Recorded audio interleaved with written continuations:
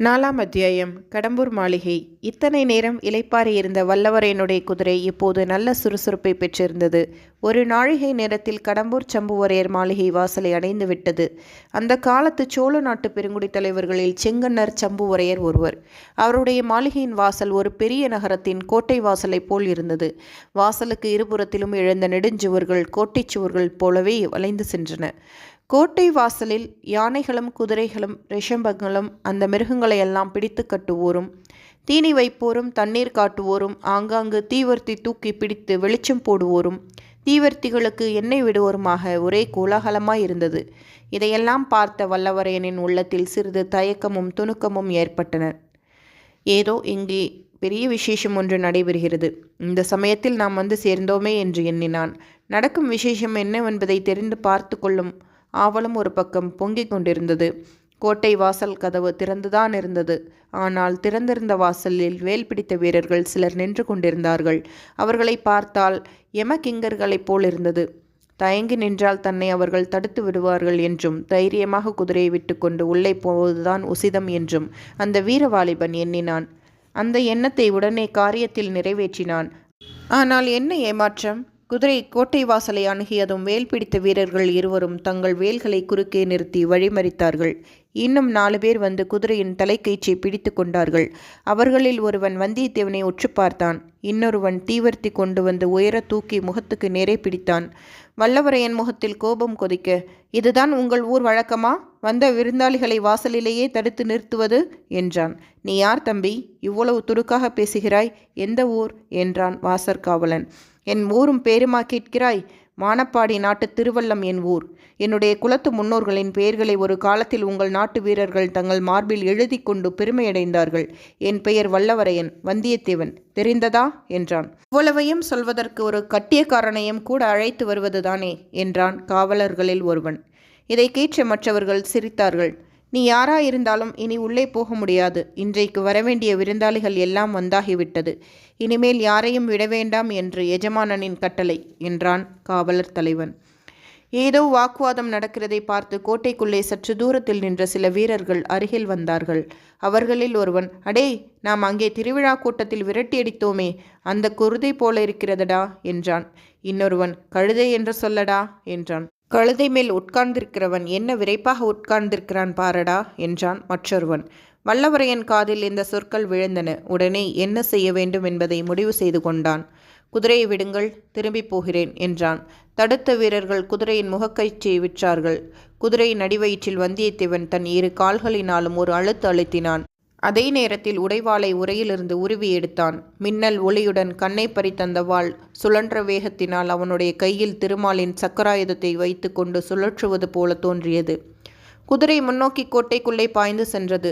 வழியில் இருந்த வீரர்கள் திடீரென கீழே விழுந்தார்கள். வேல்கள் சடசடவென்று அடித்து கொண்டு விழுந்தன. வம்பு பேசிய பழுவூர் வீரர்களின் பேரில் குதிரை பாய்ந்தது.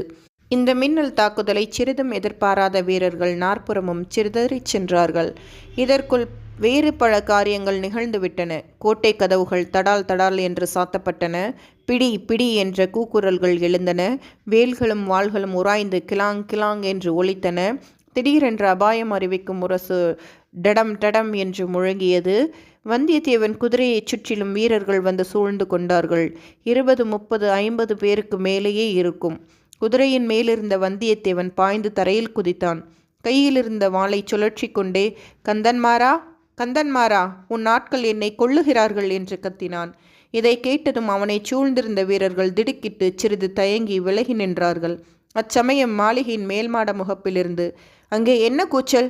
நிறுத்துங்கள் என்ற ஒரு இடிமுழக்க குரல் கேட்டது. அந்த குரல் கேட்ட இடத்தில் 7-8 பேர் நின்று கீழே நடப்பதை பார்த்து கொண்டிருந்தனர். எஜமான், யாரோ ஒரு ஆள் காவலை மீறி புகுந்து விட்டான். சின்ன எஜமான் பெயரை சொல்லி கூவுகிறான் என்று கீழே இருந்த ஒருவன் சொன்னான். கந்தன்மாரா, நீ போய் கலவரம் என்னவென்று பார். இவ்விதம் மேல் மாடத்திலிருந்து அதே இடிமுழக்க குரல் சொல்லிற்று. அந்த குரலுக்கு உடையவர்தான் செங்கன்னர் சம்புவரையர் போலும் என்று வந்தியத்தேவன் எண்ணினான்.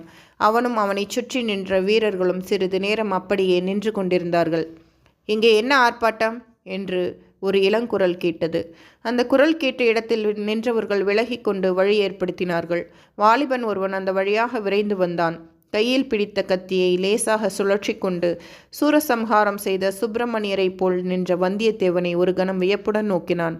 என் அருமை நண்பா, உண்மையாகவே நீதானா என்று உணர்ச்சி ததும்ப கூவிக்கொண்டு ஓடிச் சென்று வல்லவரையனை அந்த இளைஞன் கட்டி கொண்டான். கந்தன்மாரா, நீ படித்து படித்து பல தடவை சொன்னாயே என்று உன் வீட்டுக்கு வந்தேன். வந்த இடத்தில் எனக்கு இத்தகைய வீர வரவேற்பு கிடைத்தது என்று வந்தியத்தேவன் தன்னை சுற்றி நின்றவர்களை சுட்டி காட்டினான். அவர்களை பார்த்து, சீ முட்டாள்களே, போங்களடா, உங்கள் அறிவு உலக்கை கொழுந்துதான் என்றான் கந்தன்மாறன். கந்தன்மாறன் வந்தியத்தேவனின் கையை பிடித்து பரபரவென்று இழுத்து கொண்டு போனான். அவனுடைய கால்கள் தரையில் நில்லாமல் குதித்து கொண்டே இருந்தன. அவனுடைய உள்ளமும் துள்ளி குதித்தது. யௌவன பிராயத்தில் உண்மையான உள்ளம் ஒன்றுபட்ட ஒரு நண்பன் கிடைத்தால் அதை காட்டிலும் ஒருவனை பரவசப்படுத்தக்கூடியது வேறு என்ன உண்டு? காதல் என்பது ஒன்று இருக்கத்தான் செய்கிறது. ஆனால் காதலில் இன்பமும் குதூகலமும் எத்தனை உண்டோ அதைவிட அதிகமாக துன்பமும் வேதனையும் உண்டு. யௌவனத்து சிநேகித குதூகலத்திலோ துன்பத்தின் நிழல் கூட விழுவதில்லை. போகிற போக்கில் வல்லவரையன், கந்தன்மாரா, இன்றைக்கு என்ன இங்கே ஏக தடபடலாயிருக்கிறது? எவ்வளவு கட்டுக்காவல் எல்லாம் எதற்காக என்றான். இங்கே என்ன விசேஷம் என்பதை பற்றி அப்புறம் விவரமாக சொல்கிறேன். நீயும் நானும் பெண்ணையாற்றங்கரை பாசறையில் தங்கியிருந்த போது பழுவேட்டரையரை பார்க்க வேண்டும், மழவரையரை பார்க்க வேண்டும், அவரை பார்க்க வேண்டும், இவரை பார்க்க வேண்டும் என்று சொல்வாயே, அந்த அவர் இவர் சுவர் எல்லோரையும் இன்று இங்கே நீ பார்த்து விடலாம் என்றான் கந்தன்மாறன். பிறகு விருந்தாளிகள் அமர்ந்திருந்த மாளிகை மேல் மாடத்துக்கு வல்லவரையனை கந்தன்மாறன் அழைத்துச் சென்றான். முதலில் தன் தந்தையாகிய சம்புவரையரிடம் கொண்டு போய் நிறுத்தி, அப்பா, என் தோழன் வானர் குலத்து வந்தியத்தேவனை பற்றி அடிக்கடி தங்களிடம் சொல்லிக் கொண்டிருப்பேனே, அவன் இவன்தான் என்றான். வந்தியத்தேவன் பெரியவரை கும்பிட்டு வணங்கினான். அதை குறித்து சம்புவரையர் அவ்வளவாக மகிழ்ச்சியடைந்ததாக தோன்றவில்லை. கீழே அரண்மனை வாசலில் அவ்வளவு கலவரம் செய்தவன் இவன்தானா என்று கேட்டார். கலவரத்திற்கு காரணம் என் தோழன் அல்ல, வாசல் காப்பதற்கு நாம் அமர்த்தியிருக்கும் மூடர்கள் என்றான் கந்தன்மாறவேல்.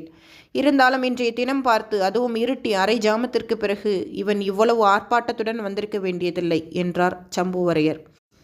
கந்தன்மாறவேலின் முகம் சுருங்கிற்று. மேலும் தந்தையுடன் வாதமிட அவன் விரும்பவில்லை.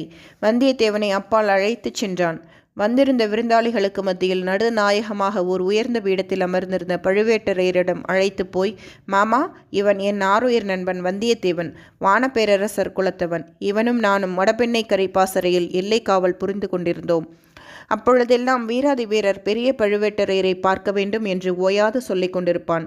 பழுவேட்டரையர் திருமேனியில் 64 போர்க்காயங்கள் இருப்பது உண்மைதானா என்று கேட்டுக்கொண்டிருப்பான்.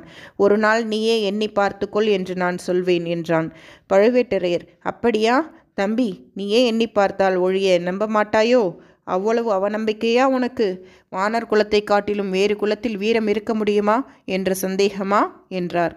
தோழர்கள் இருவரும் திடுக்கிட்டு போனார்கள். தோத்திரமாக சொன்னதை இப்படி இவர் குதர்க்கமாக எடுத்துக்கொள்வார் என்று எதிர்பார்க்கவில்லை. வந்தியத்தேவனுடைய மனதில் எரிச்சல் குமுறியது. ஆயினும் வெளியில் காட்டிக்கொள்ளாமல், ஐயா, பழுவேட்டரையர் குலத்தின் வீரப்புகழ் குமரிமுனையிலிருந்து இமயம் வரை பரவியிருக்கிறது. அதை பற்றி சந்தேகிப்பதற்கு நான் யார் என்று பணிவுடன் சொன்னான். நல்ல மறுமொழி, கெட்டிக்கார பிள்ளை என்றார் பழுவேட்டரையர். இந்த மட்டில் பிழைத்தோம் என்று வாலிபர்கள் இருவரும் அங்கிருந்து வெளியேறினார்கள். அப்போது சம்புவரையர் தமது மகனை அழைத்து காதோடு, உன் தோழனுக்கு சீக்கிரம் உணவு அளித்து எங்கேயாவது ஒரு தனி இடத்தில் படுக்கச் சொல்லு. நீண்ட பிரயாணம் செய்து களைத்து போயிருக்கிறான் என்றார். பிறகு கந்தன்மாறன் வந்தியத்தேவனை அந்தப்புறத்துக்கு அழைத்துச் சென்றான். அங்கே பெண்கள் பலர் இருந்தார்கள். மாறவேலின் அன்னைக்கு வந்தியத்தேவன் நமஸ்காரம் செய்தான். அவளுக்கு பின்னால் கூச்சத்துடன் மறைந்திருக்கும் பெண்தான் கந்தன்மாறனின் சகோதரியாய் இருக்க வேண்டும் என்று ஊகித்து கொண்டான். பெண்களின் கூட்டத்திலேயே பழுவேட்டரையருடன் பல்லக்கில் வந்த மாது யாராக இருக்கலாம் என்பதை அறிய வந்தியத்தேவனுடைய கண்கள் தேடி அலைந்தன.